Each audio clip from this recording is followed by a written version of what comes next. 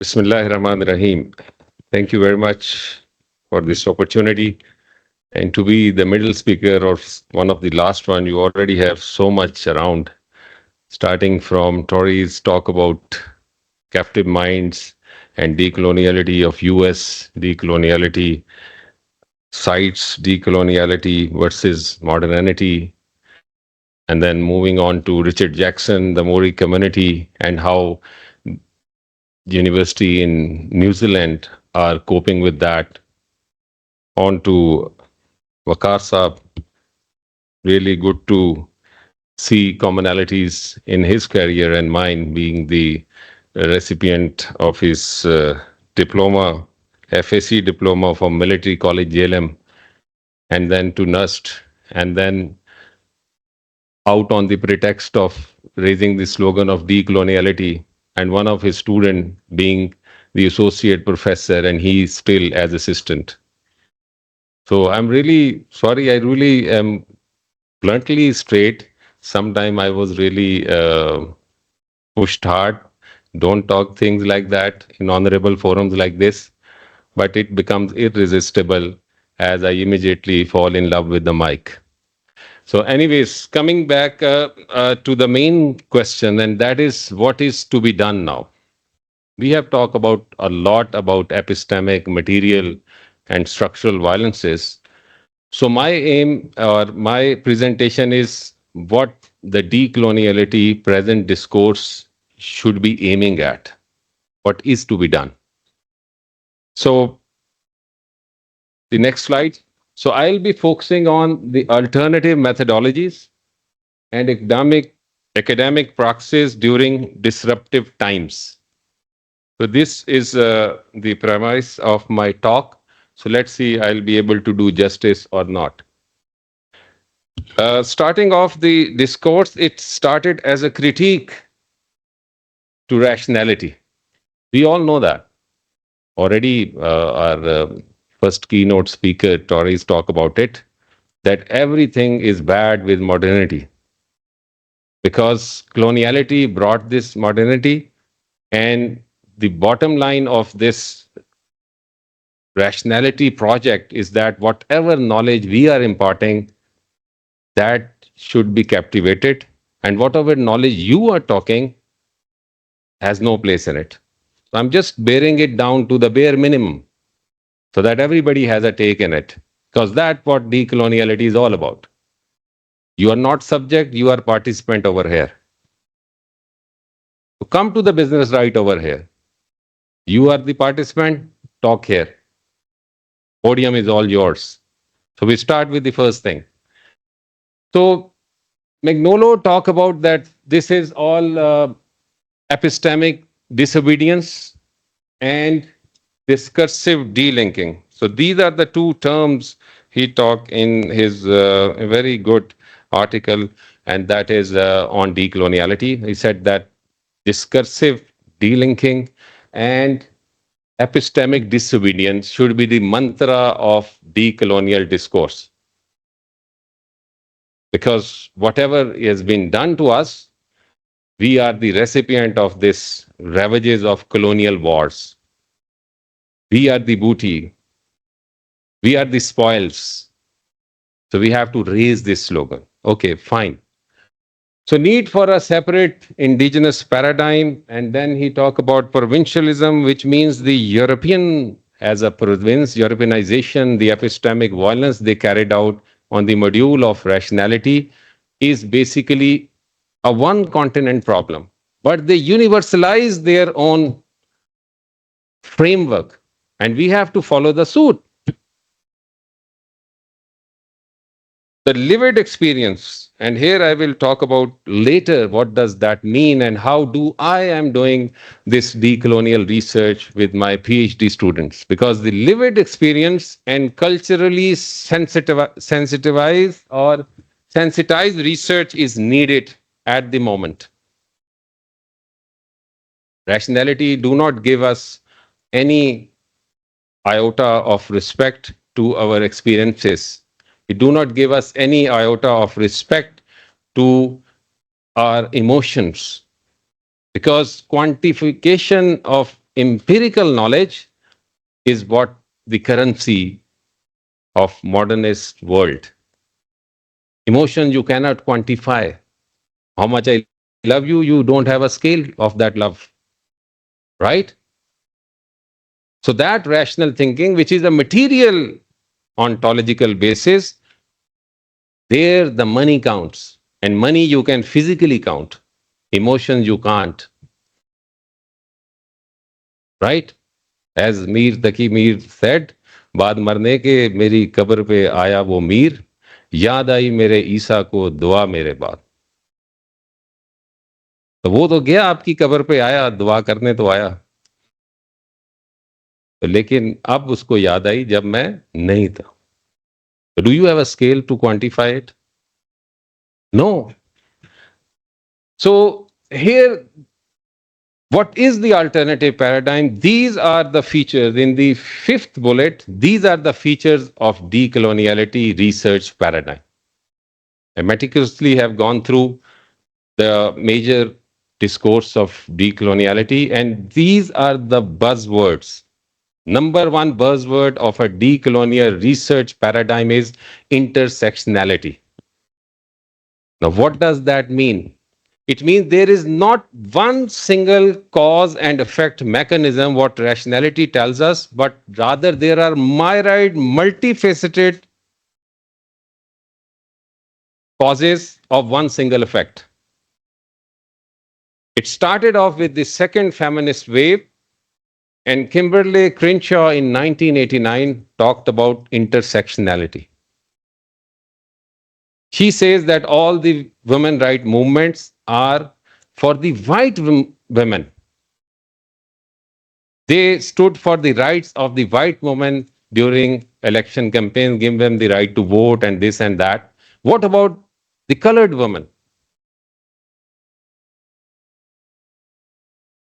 So the rights of women are not on account of political deprivation, but there are multiple causes of it. Racialism. Magnolo also talk about decolonization is akin to deracialization.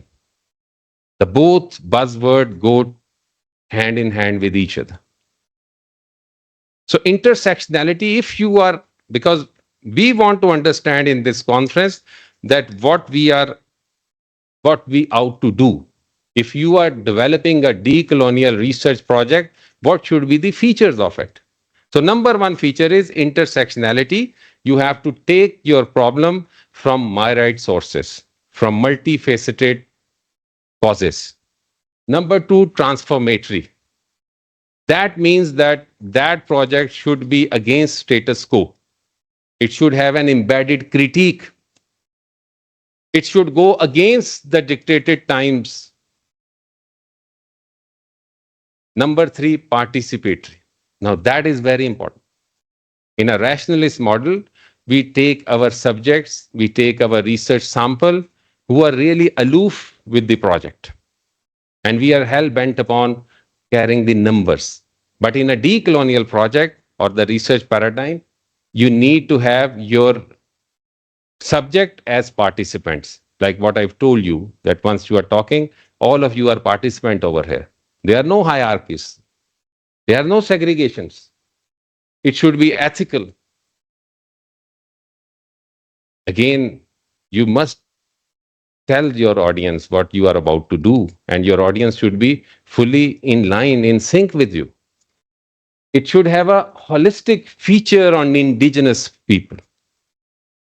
So you have that prescription, you have that normative tone already embedded in the project that I'm working for the marginalized, I'm working for the indigenous people, and they are part and parcel of my research. So I want to do something great for them.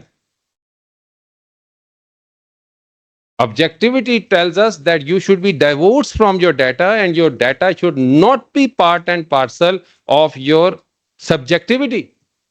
Here you are carrying them forward, right? And then rejection of one best method. That is also very important. There is no single one solution for every problem. One method is the best one. Okay? Then constructivism, again, a very beautiful uh, term, social constructivism. I also have my first book and subsequently everything on social constructivism. You know, the world we make ourselves. Anarchy is what we make out of it. We construct the world likewise. We give honor to the Johnnies and we let the academic swelter in the heat outside. We create the podium for the stars and we let the academic star burn outside. It's we. So that is social constructivism. Reflexivity. You should keep on engaging with the data and reflect it upon time and again. No one cause and effect mechanism going on all across your dissertation. Rather, there should be reflexivity and normative with emancipatory tone. Again, as I've told you, you have the prescription of your research in which you want to do some wonderful thing for the marginalized. You are biased from day one, but that biasness is not for the status quo, that biasness for those who have yet to have their voice heard. But you have to be double careful, as we have already gone through in one of our IR theories of post structuralism, that what you are representing is actually what you ought to represent, because they say there is always a gap between what is represented and how it is represented, and the politics is being played on that very terrain. Because you went to, for example, somewhere in Balochistan for honor killing, and that lady do not have the basic knowledge of speaking in your own lingua franca. So how ought you understand the sensitivity of what she has gone through? So there is always a gap between what is represented and how it is represented, and in between the politics is being played. NGOs are there to get funding from United States of America on women rights. Right? So this is the politics. So let's move on. So as a critique of this decoloniality framework, I did some case study on Africa and Pakistan. Pakistan case was a bit easier because I also did research over there. My book, South Asia from the Margins, Transformation in Political Space, has just came out in February 2025. So this is basically the politics of the marginalized. It is an edited volume with Asad Rahman. If you have time, do read it. But let's talk about Africa, because that is where the slogan of decoloniality is played in its full flare. So as I've told you, in Africa, it started with decolonialization and de-racialization, then African value system. The value system is Ubuntu, which they talk about how you see in me in the eyes of the others, like the empathy you have. So the problem is in Africa that there is not one single value system. No, the problem with the present decolonial mindset is that we move in dichotomies. That this is the Western rational model and this is the African value system. In between, there are lots and lots shades of gray. And we don't contemplate on those shades of gray. So what the problem we have, there is cognitive dissonance. That the information which an African is getting from the Western model and from the African model is making his mind upset. And even within Africa, there is the variation of value system. So where do we place our ontological, epistemological, and methodological questions? So this is one important thing to contemplate. Then there is the problem of science and technology. Junaid has just left. It's the question specifically I posed for him. Maybe we will email him. Right? So science and technology, I'm not going to spare him. Don't worry. Don't give me the podium. I'm better clapping outside because that's what I'm tuned for. So, science and technology here, the quest of rationalist model, I'm keep on elaborating again and again so that you have a clear understanding what does rationality, modernity, Naxes is. So, in science and technology, the domain of Mr. Junaid, the quest is to look for universal truths, the cosmology, the astronomy, the internet, and then the everything. So, where do you place your decolonizing truth in those rationalist model of science, pure science? This is a question. So, this monolithic conceptualization of indigenous versus Western value system, that gap should be either bridged or we should come up with such an alternative which answers the questions to all of them, which answers all of these questions. Then there is also the problem of commissioning agency in Africa. In Africa, if we give you a research project, and obviously these are the past colonial masters, so they have their own agenda. So where do you place yourself as a researcher if you are in Africa? Because you have to dance to the tunes of your donor agency, otherwise you won't get funds. And your decolonial state is too weak to give you a penny. They don't give you a penny. Look at all these great names. Where are they residing? Tories in Connecticut, Magnolo in Duke University. Do their state give them a tenured professorship in their own country? Never ever.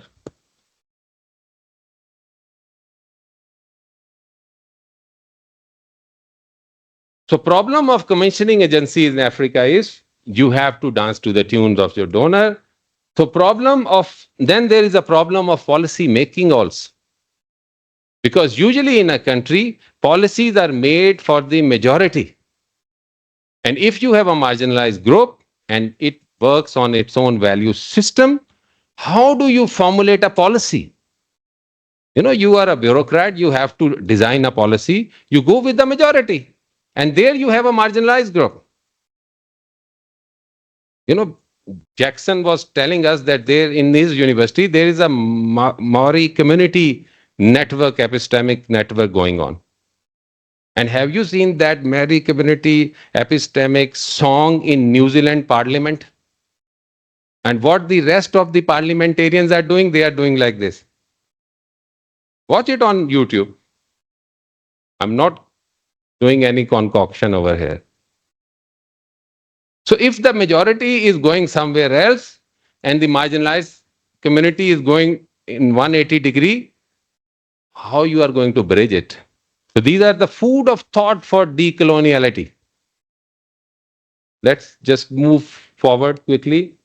So predicament of Pakistani state, my own beloved Pakistani state. So here the problem is the danger of tussle between state making and nation building. We are a state first, nation we never are, we never will, we never would be. We're not a nation. And this line is the beautiful line I took from my own book. It's for the decolonial scholars. So we have to see this line. Neoliberal governmentalities time critical thinking and co-opted local intelligentsia to such an extent that the emerging frames of decoloniality succumbed to this recalibration of state-society relations as expanded by right-wing ideologies. The overriding thrust of nationalist projects, they will never give them a space. And their positions, their titles, their professorships are at stake. So this is the choice they have to make. They don't have room. They need to act, and they need to act now. Otherwise, don't give us this fanciful word of pluriversality. Now, let me tell you a little bit about of my space, that where do I fit my work? Because as Vakasa has said, being a narcissist is good sometimes.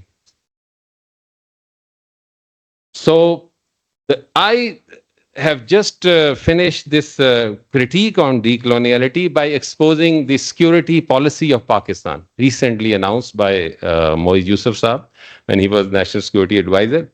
So here in Pakistani context, I brought out three important variables.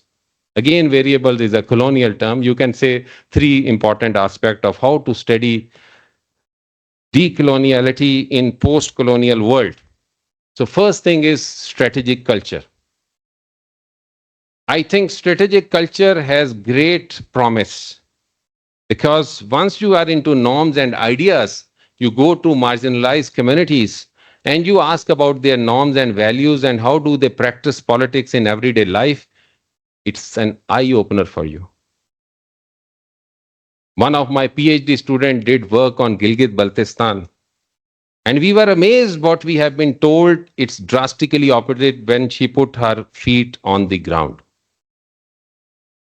And let me assure you, with empirical data in hand, it really is a currency of publication. So, Alhamdulillah, we were able to publish 6 articles in top journals. So, what I'm telling you, the strategic culture has the capacity to keep you updated about what is going on ground. I will not go into the detail of what is strategic culture. I'm just giving you food for thought. Then the role of narratives. Narrativizing research is also very important because narratives are a force to reckon with. We cannot do away with them. Narratives keep our society moving. So we have to see alternative narratives. And then post-structuralism, I have already told you what does it mean. So let's see one slide more. South Asian cartography, that's also part of our book project, that where do these terms come from, the colonial world? South Asia, Middle East, Far East. And here this Naval El Sadawi, a very beautiful clip sent by Dr. Sadia Kazmi. Very nice clip. The Egyptian feminist, she in a YouTube clip said, what is Middle East? Middle to whom? Middle to what? Does Middle East mean that we are middle to London? So India is Far East. Okay, she said that if I go to England or London, is it the West and America is far West? Will you understand me what I say? So what are these terminologies? All colonialism at play. So finally, the identity politics in the final disrupting times, which Madam has named this conference, so disrupting time of Palestinian and Gaza. I think the best book I have gone through is of Mahmoud Mamdani, Neither Native Nor Settlers. Beautiful book in which he theoretically put down and he shredded into pieces. By the way, his son Mamdani is the potential mayor of New York. He's the son of Mahmoud Mamdani. So he said this is an identity politics issue and we have to de-Zionize in order to come out of this present stalemate because Zionism is not going to stop. They have their greater Israel up front and the decolonial world is nincompoop, it's impotent, it's inefficient, it's of no use, and they are not going to do anything, especially their Arab neighborhood. So it's on to us, our scholars, that we have to keep the integrity and honor of our pen flowing, irrespective of the causes. So let's just conclude and sum it up. So last but not the least, this present discourse of rhetorical drop and replace model of decoloniality needed to be come up with something tangible, smashing decoloniality, crumbling epistemic violence, एक दीवार को और धक्का दो, sloganism won't do good. Give us the concrete cases where you apply it and come up with tangible results. So research culture and promotion criteria already are respected. Madam Shabana has already told us, so I need not to go. So DMP, from CMP, we need to move to a DMP. CMP is colonial matrix of power. Our beloved Magnolo's prophetic words. So let me have my disgusting words also, and that is DMP. Decolonial matrix of power at the moment we are in. This mantra of ये भी गिरा दो, ये भी छोड़ दो, उधर जाओ, भाई इसको छोड़ो. Don't give us a decolonial matrix of power. Give us what you should be doing. Don't become part and parcel of the establishment to dance to their tunes. If you are genuine, give us your research, irrespective of the causes. So local cases of analysis, as I've told you, we come up with Gilgit-Baltistan. We need something more about BLA, Balochistan, KP. Lot and lots of issues are in front of our eyes. In our own book also, we have a case study on how women are denied inheritance in this land of pure. We are so much perturbed to see the women of Palestine and Kashmir being disrobed of their honor. What about your own women? Do you give them inheritance? There is a big shut up call to everybody. Nobody dares to answer it. So we have that case study in our book also. So last but not the least, prescription I've told you, the future of decoloniality discourse in Pakistan. It's one last word. It's really easy to name and shame an existing framework on account of its ravages we are faced. The best thing is to come up with a real solid alternative and develop the zeal and zest of being an activist of decolonial research. Sitting in your air-conditioned offices, enjoying the privileges of your titles is no decoloniality in my point of view. Thank you very much.